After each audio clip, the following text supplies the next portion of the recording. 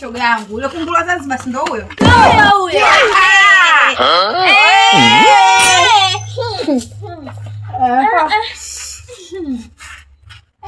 Mwaya vipi? Tuambie mwenzetu kama mafuta bunduki vipi? Wewe ndo mwanamke, wewe ndo yeye, mabwana wote wanataka wewe. Unaona bwana hapa mjini amekuoa. Angekuwa anakutaka angekuja kwangu. Shoga tulia, lako limeisha. Bwana kelele. Dada, kelele babu wewe. Shoga tulia, mwaka wako umesha au mwaka wangu. Alivyovikosa kwako kwangu anavipata. Leo kazi ipo. Kazi ipo. Na mimi ndo namaliza hapa leo katika hiyo kazi ipo.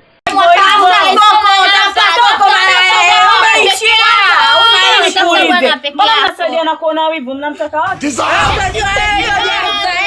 Mtajuaje vipi? Bwana tukelele. Wewe umetoka huko umesema mambo kushare. Sasa mbona huyu anakusaidia wewe kuya wivu anamtoka yeye kabla ya wewe? Mnashare. Tunamfanya nini wewe? Tunamfanya nini? Tunamfanya nini? Achaje hivi?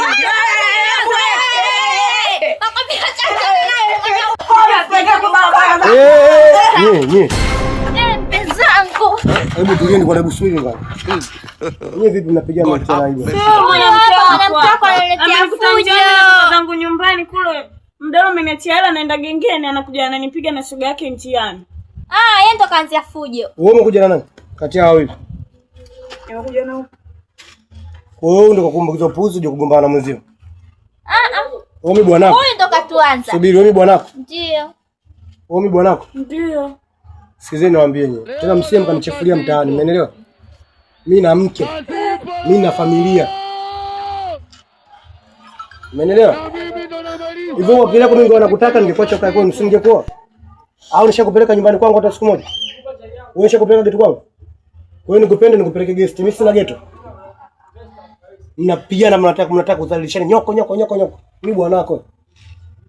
Sasa kuanzia leo upuzi siutaki. Tena komeni kabisa. Hamna yote ninomtambulisha kwetu wala kwangu mimi anavajua. Umeelewa? Wewe kama umekuponza utaila mwenzio huyo. Komeni kutaja jina langu mtaani. Mimi sio bwanako. Au mimi sio bwanako, mimi na mke. Tena heshimu ndoa yangu. Tafuteni wanaume kugombana na heshimu. Mbavu. Hebu nipishe nipige. Nicheke mie ninune na mume. Shoga yangu anashegesha lote kumbe bwana hakutaki.